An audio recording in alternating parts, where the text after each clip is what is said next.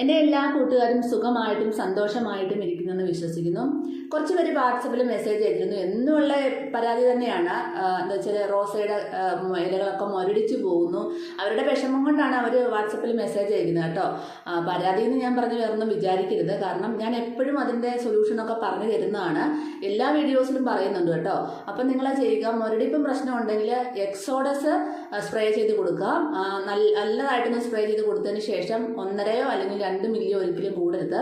എന്നിട്ട് 1 ലിറ്റർ വെള്ളത്തിൽ നന്നായിട്ട് സ്പ്രേ ചെയ്ത് കൊടുക്കാം. ഇല്ലെങ്കിൽ നിങ്ങൾക്ക് മഞ്ഞൾപ്പൊടിയും അതുപോലെ തന്നെ വെളുത്തുള്ളിയും ചതച്ചിട്ട് 4-5 വെളുത്തുള്ളിയും ചതച്ചിട്ട് 5 മില്ലി വേപ്പെണ്ണയുടെ മിക്സ് ചെയ്തതിന് ശേഷം ഒരുപാട് മുരടിപ്പുണ്ടെങ്കിൽ 1 ലിറ്റർ വെള്ളത്തിൽ ഡൈല്യൂട്ട് ചെയ്ത് സ്പ്രേ ചെയ്ത് കൊടുക്കാം.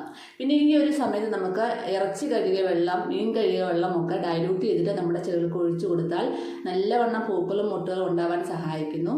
പെട്ടെന്ന് തന്നെ പുതിയ തിളപ്പ് വരുന്നതും കാണാൻ ഞാൻ ഇടയ്ക്ക് അങ്ങനെ ചെയ്ത് കൊടുക്കാറ്. കിട്ടുമ്പോഴൊക്കെ ഞാൻ ചെയ്ത് കൊടുക്കാറുണ്ട് കേട്ടോ.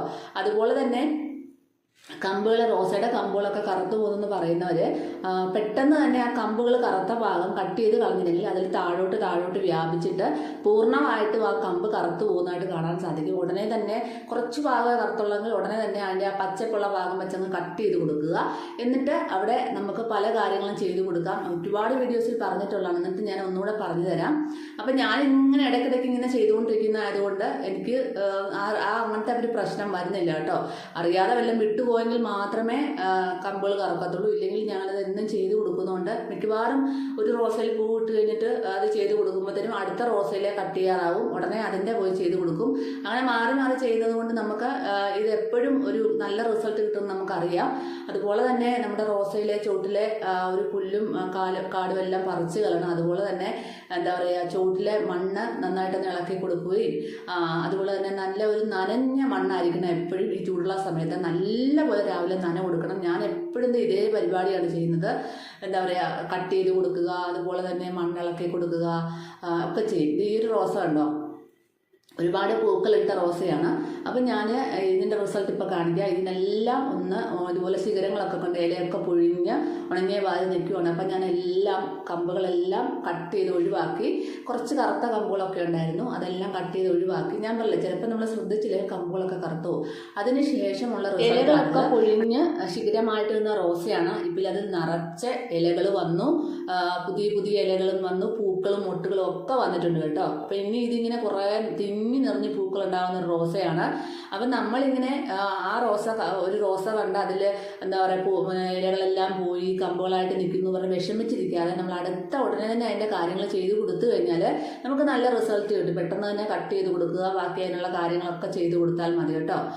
പ്രധാനമായിട്ടും ചെയ്ത് കൊടുക്കുന്ന കാര്യം ഞാൻ എപ്പോഴും പറയുന്ന പോലെ തന്നെ ഇതുണ്ട്. ഈ റോസയൊക്കെ നോക്കി, ഇതിലെല്ലാം ഞാൻ കട്ട് ചെയ്ത് വെച്ചേക്കുവാണ്. അന്നേരം പുതിയ ലീഫുകൾ അവിടുന്ന് തളർപ്പുകളൊക്കെ കയറി വരുന്നുണ്ട്.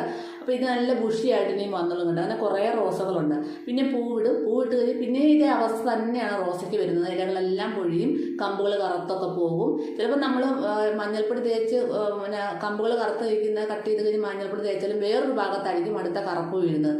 അവിടെ കണ്ടാൽ ഉടനെ നമ്മളത് കട്ട് ചെയ്തിട്ട് ഇതുപോലെ മഞ്ഞൾപ്പൊടി നന്നായിട്ട് കുഴച്ചിട്ട്, ഒരുപാട് വെള്ളം വേണ്ട, നന്നായിട്ട് കുഴമ്പ് രൂപത്തിലാക്കിയിട്ട് ഇതുപോലെ തേച്ച് പിടിപ്പിക്കുക. അതിൽ റോസയുടെ ശിഖരങ്ങളിലും താഴെയും എല്ലാം, അതായത് നമ്മൾ ബഡ് ചെയ്യുന്നതിൻ്റെ മേളിലുള്ള ഭാഗത്തോട്ടും എല്ലാം നന്നായിട്ട് തേച്ച് പിടിപ്പിക്കാം. അതിനൊന്നും ഒരു കുഴപ്പമില്ല. കാരണം നല്ല റിസൾട്ടാണ്. അതിൻ്റെ തൊട്ട് താഴെ നിന്ന് പുതിയ തളർപ്പുകൾ പെട്ടെന്ന് തന്നെ വരുന്നതായിട്ട് ഒരാഴ്ച കൊണ്ട് തന്നെ നമുക്ക് പുതിയ തളർപ്പുകൾ വരും. അത് ചെയ്ത് കൊടുക്കുന്നവർക്കറിയാം. ഞാൻ ഇങ്ങനെ എന്നും ഇതുപോലെ റൊട്ടീനായിട്ട് ചെയ്യുന്നതുകൊണ്ട് എനിക്ക് നല്ല റിസൾട്ട് കിട്ടുന്നതുകൊണ്ട് എനിക്കത് അറിയാം. അതുകൊണ്ടാണ് ഞാൻ പറഞ്ഞു തരുന്നത് കേട്ടോ. അപ്പോൾ നിങ്ങളൊന്നും വിഷമിക്കേണ്ട. നിങ്ങളുടെ റോസയിലെ കമ്പുകൾ കറുത്തു പോവുകയോ മുരടിച്ച് നിൽക്കുകയൊക്കെ ചെയ്താൽ അങ്ങനെയുള്ള ഒരുപാട് കാര്യങ്ങളുണ്ട്. അത് ചെയ്ത് കൊടുത്താൽ മതി. ഇതുപോലെ മഞ്ഞൾപ്പൊടി തൂത്ത് കൊടുക്കുക, പിന്നെ എക്സോഡസ് സ്പ്രേ ചെയ്ത് കൊടുക്കുക. ഇതൊക്കെ ചെയ്ത് കഴിഞ്ഞാൽ തന്നെ മുരടിപ്പ് പെട്ടെന്ന് മാറിക്കിട്ടും. അതുപോലെ തന്നെ നമുക്ക് വേറൊരു കാര്യം ചെയ്ത് കൊടുക്കുക, സാഫ് നിങ്ങളുടെ വീട്ടിൽ മിക്കവരും ചെടികളുള്ളവരുടെ വീട്ടിലെല്ലാം സാഫ് ഉണ്ടല്ലേ. അപ്പോൾ എന്നാ ഇങ്ങനെ സാഫും ഇതുപോലെ പേസ്റ്റ് രൂപത്തിലാക്കിയിട്ട് കട്ട് ചെയ്ത ഭാഗത്ത് തേച്ച് കൊടുക്കാം. അതുപോലെ തന്നെ സാഫ് 1 ടീസ്പൂൺ 1 ലിറ്റർ വെള്ളത്തിൽ നന്നായിട്ട് ഡൈല്യൂട്ട് ചെയ്തതിന് ശേഷം ചെടികളുടെ ചോട്ടിൽ ഒഴിച്ച് കൊടുക്കാം, സ്പ്രേ ചെയ്ത് കൊടുക്കാം. നല്ലൊരു ഫംഗിസൈഡാണ് സാഫ് എന്ന് എല്ലാവർക്കും അറിയാമല്ലോ.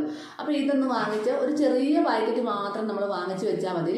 ഒരുപാട് വലിയ പാക്കറ്റൊന്നും വാങ്ങിച്ച് വേസ്റ്റായി കളയരുത്. ചെറിയ പാക്കറ്റ് വാങ്ങിച്ചിട്ട് അത് തീർന്നു കഴിയുമ്പോൾ മാത്രം നമ്മൾ എന്താ പറയുക അടുത്തത് വാങ്ങിച്ചാൽ മതി കേട്ടോ. അപ്പോൾ ഈ സാബ് നമുക്ക് കൊടുക്കാവുന്നതാണ്. നല്ല റിസൾട്ടാണ് കേട്ടോ. ഇടയ്ക്ക് 15 ദിവസം കൂടുമ്പോഴൊക്കെ സ്പ്രേ ചെയ്ത് കൊടുക്കുന്നതൊക്കെ നല്ലതാണ്. പിന്നീട് നമുക്ക് എല്ലാം കട്ട് ചെയ്ത് ഒഴിവാക്കിയിട്ട് നല്ലൊരു അടിവളം കൊടുക്കണം. അതിന് നമുക്ക് ഒരുപാട് അടിവളങ്ങൾ മാറി മാറി കൊടുക്കാം. മുട്ടത്തോട് പൊടിച്ചതും അതുപോലെ തന്നെ ഉള്ളിത്തൊലി പൊടിച്ചതും ഒക്കെ ഉണക്കി പൊടിച്ചിട്ട് നമുക്ക് ഇട്ട് കൊടുക്കാം. ഇല്ലെങ്കിൽ നമുക്കതൊന്നും ഇല്ല എങ്കിൽ നമുക്ക് വേപ്പിൻ പിണ്ണാക്കും ചാണകപ്പൊടി വെല്ലുപൊടിയുടെ മിക്സ് ചെയ്തതാണിത്. അപ്പോൾ ഇത് നമുക്ക് ഇട്ട് കൊടുക്കുക. അപ്പോൾ മുട്ടത്തോട് പൊടിച്ചതെല്ലാം അതിൻ്റെ തീർന്നു. ഇനിയിപ്പോൾ അതൊന്ന് പൊടിച്ചെടുക്കണം. ഇപ്പോൾ കയ്യിലുള്ളത് എന്താണോ ഒരു വളം നമ്മൾ അത്യാവശ്യമായിട്ട് നമുക്ക് ഈ കട്ട് ചെയ്തിട്ട് നമ്മളെ മഞ്ഞൾപ്പൊടിയൊക്കെ തേച്ച് വെക്കുന്ന സമയത്ത് നമുക്ക് ഇതുപോലെ ചെയ്ത് കൊടുക്കേണ്ടത് വളരെ അത്യാവശ്യം. എന്നാൽ മാത്രമേ അടിവളം കൂടെ ചെന്ന് കഴിഞ്ഞാൽ മാത്രമേ നമുക്ക് പെട്ടെന്നൊരു റിസൾട്ട് നമ്മുടെ ചെടികൾക്ക് കിട്ടത്തുള്ളൂ. ഞാൻ പറഞ്ഞില്ല, റോസയൊക്കെ ഒരുപാട് വളങ്ങൾ ആഗ്രഹിക്കുന്ന ചെടിയാണ്. കൂടെ നമ്മൾ വളങ്ങൾ ചെയ്ത് കൊടുത്തുകൊണ്ടിരിക്കണം. എന്നാൽ മാത്രമേ റോസ പിന്നെയും പുതിയ തളർപ്പുകളും പൂക്കളും ഒക്കെ വരത്തുള്ളൂ കേട്ടോ. അപ്പോൾ അതെല്ലാവരും ശ്രദ്ധിക്കണം. ഇതുപോലെ എക്സോഡസ് കണ്ടോ, നമുക്ക് ഓൺലൈനിൽ നിന്ന് വാങ്ങിക്കാൻ കിട്ടും. അത് വാങ്ങിച്ചിട്ട് 1.5 അല്ലെങ്കിൽ മാക്സിമം 2 മില്ലി 1 ലിറ്റർ വെള്ളത്തിൽ നന്നായിട്ട് കലക്കിയിട്ട് സ്പ്രേ ചെയ്ത് കൊടുത്താൽ മതി. വൈകുന്നേരങ്ങളിൽ സ്പ്രേ ചെയ്ത് കൊടുത്താലും കുഴപ്പമില്ല, രാവിലെ ചെയ്താലും കുഴപ്പമില്ല. അതിനൊന്നും ഒരു പ്രശ്നവുമില്ല.